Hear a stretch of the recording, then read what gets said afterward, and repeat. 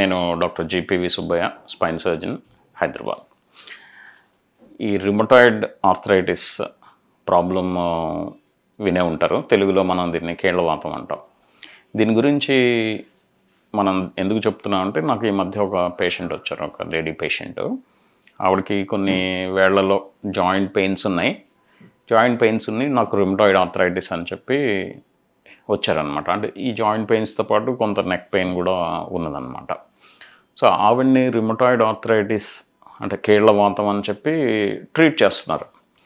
కానీ ఈ రిమటాయిడ్ ఆర్థరైటిస్ని ఎలా డయాగ్నోస్ చేస్తారు డాక్టర్స్ అంటే, ఏ విధంగా ఏ ఏ పారామీటర్స్ని తీసుకొని ఈ రిమటాయిడ్ ఆర్థరైటిస్ ఉంది లేదా రిమటాయిడ్ ఆర్థరైటిస్ లేదు అనేది ఎలా చేస్తామో అనేది ఒకసారి చూద్దామండి.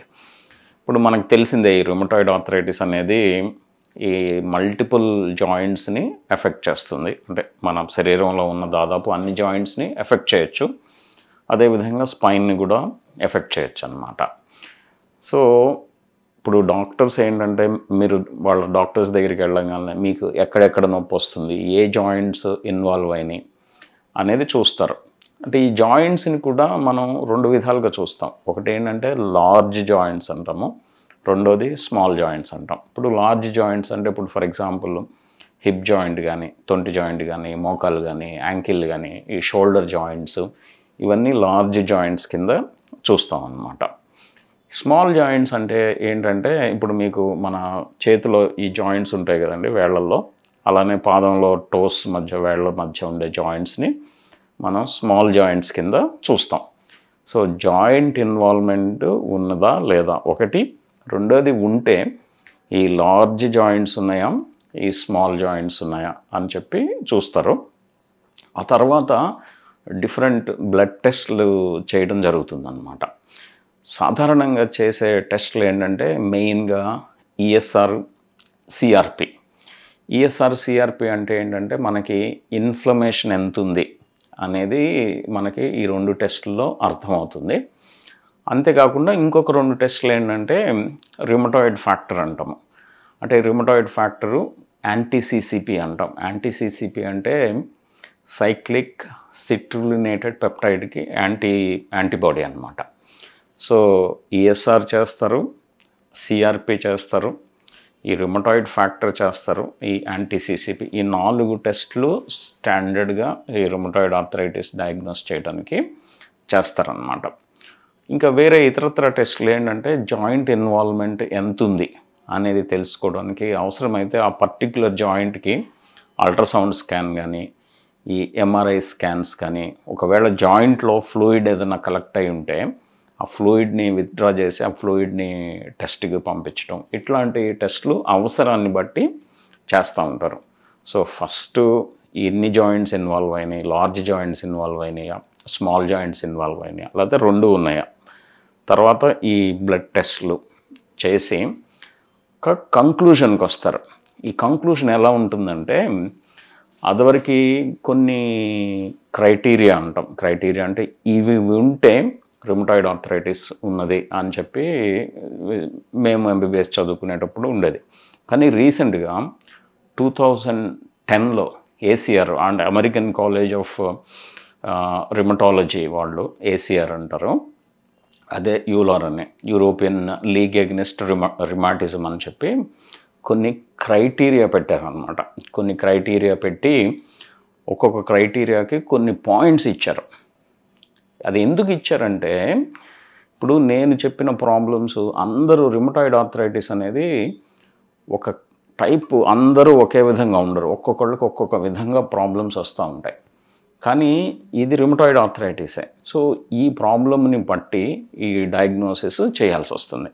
సరే, ఇప్పుడు దీనికి ఏం చేశారంటే, ఈ 4 పారామీటర్స్ని దృష్టిలో పెట్టుకొని ఈ 4 పారామీటర్స్కి కొంత స్కోర్ ఇవ్వడం అనేది జరిగింది అన్నమాట.